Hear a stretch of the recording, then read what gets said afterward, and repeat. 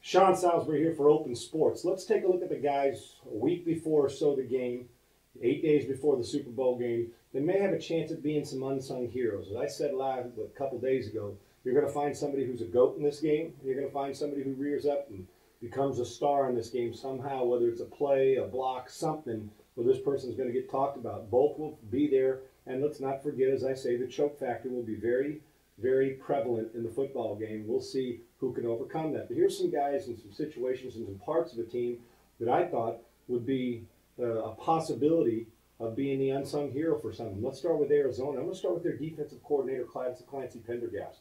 You know, he got this 3-4 hybrid thing going on and has moved people around and putting people in linebacker positions, putting two guys in there, getting great production from Carlos Dansby, and Adrian Wilson can play safety and linebacker. I mean, they've done a great job in the playoffs. It was up and down during the season, and sometimes really down and sometimes pretty damn good.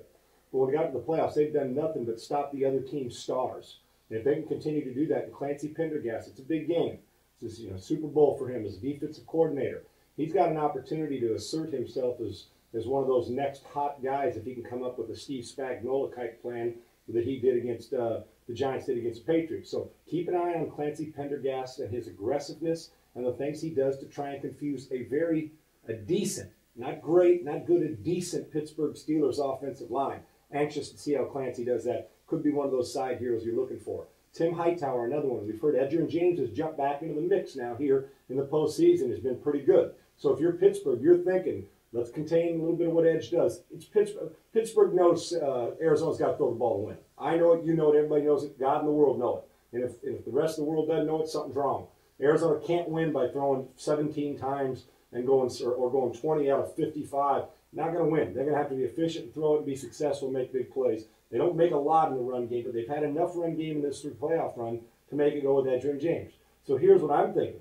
That we may see a little dose of Tim Hightower in this too, a little more physical to pound that defensive line, the Casey Hamptons.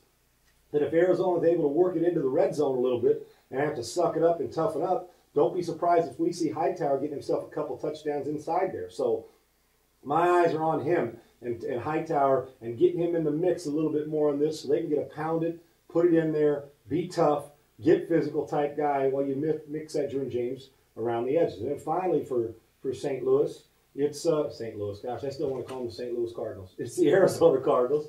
Finally for them, Steve Breaston. Now here's why I say this. 3 receivers, Bolden, Breaston, Fitzgerald, 1,000-yard receivers on Arizona. What do you think if you're Pittsburgh at this point that you say that must, unlike the other 3 playoff teams that couldn't do it, what in the world do you think if you're Pittsburgh's defense and Dick LeBeau and going at it, what are you saying? There's no way that we are going to let the guys like Larry Fitzgerald and Anquan Bolden hammer us in this game like Fitzgerald's been doing the entire playoffs. No way. So what do? You're going to roll your coverage, roll it to speed, roll it out to the big play guy, roll it out to a guy you don't want to single, and then you're probably going to play in and out on the quick and the guy who can catch and run after the catch.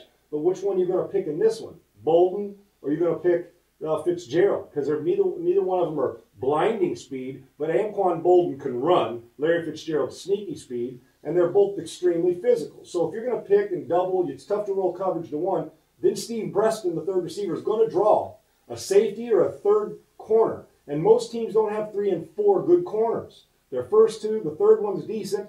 But you know what? I'll take the third receiver, the third good receiver on most teams against the other team's third corner on most teams in most situations. And with this, Steve Breaston could become large in this football game if, in fact, they're playing this 3 wide and stretching out, trying to get guys that can't cover the speed of Steve Breaston to cover him. He may be an unsung hero for the Arizona Cardinals when all the focus. And think about Tyree last year. Dave Tyree, who made the catch in the Super Bowl, hadn't made a catch all week in practice, and Breaston obviously has had a very good year. But think about the catch he made in the Super Bowl to put him in position. He may not make that catch or have that chance again in his life, but he made it in a big form on a big stage. And everybody became a household name after that catch. Well, Steve Breaston could have that kind of impact. Plus, he's got some game, too. This isn't just a pass, throw him in the corner, I'll bring him out when we can. Steve Breaston's got a little bit of games, played a few big games in his college career, too. Keep an eye on Steve Breaston. For the Pittsburgh Steelers, there's some things that stick out to me. and it's a couple of them are the group. Steelers corners. I got to see what's going to happen. I'm telling you, the Pittsburgh Steelers, their front three, front four, front five, when they play a 3-4 and bring a linebacker or decide to bring an inside guy with an outside guy, how they're going to get to the quarterback, because they've been able to do it all year long.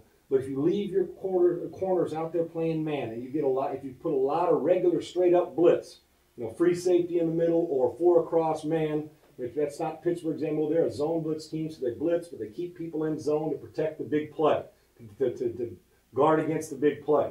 But at some point they're going to have to, especially if Arizona has any sense of running the ball or hitting short zone routes and forcing like 3rd and 7s, 3rd and 6s, and get themselves in position 3rd and 2. First down, moving chains. It'll frustrate a defense, and so they all of a sudden get frustrated enough, say, let's change it a little bit. And on you change it a little bit, and bam, you go after Kurt Warner with the blitz, and you single your corners on the outside, and there's not 2 corners in this league that can cover Fitzgerald and Bolden on the outside single with giving Kurt Warner time to stand up and deliver the football. They'll do it as good as anybody in the NFL, period.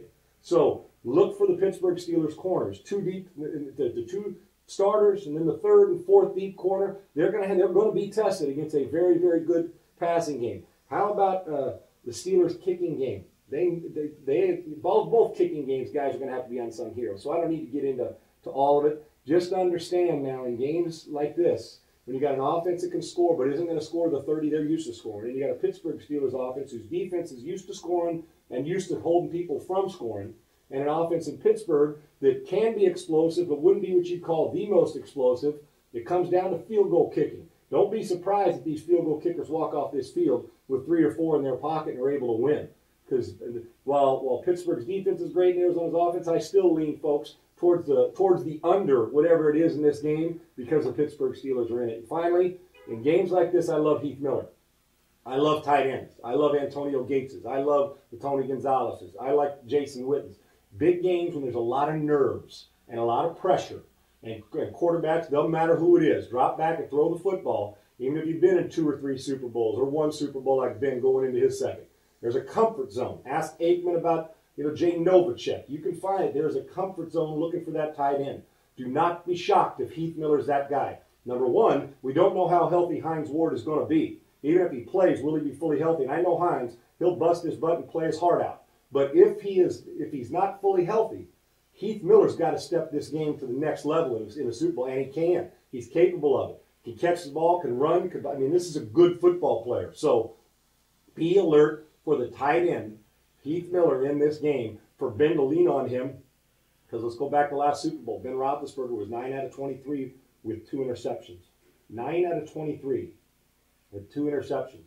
Did not play good in the last Super Bowl. Was able to pull out a win for this team by the plays he can make with some help from his friends. So if Ben's struggling, he's going to start looking to the tight end. You keep an eye on that. Plus, tight end, couple catches early, gets rid of the nerves. And Ben couldn't get rid of the nerves in the first Super Bowl. You get Heath Miller involved early, your nerves will go away. Then you can settle in to playing regular football. I'm Sean Salisbury for Open Sports.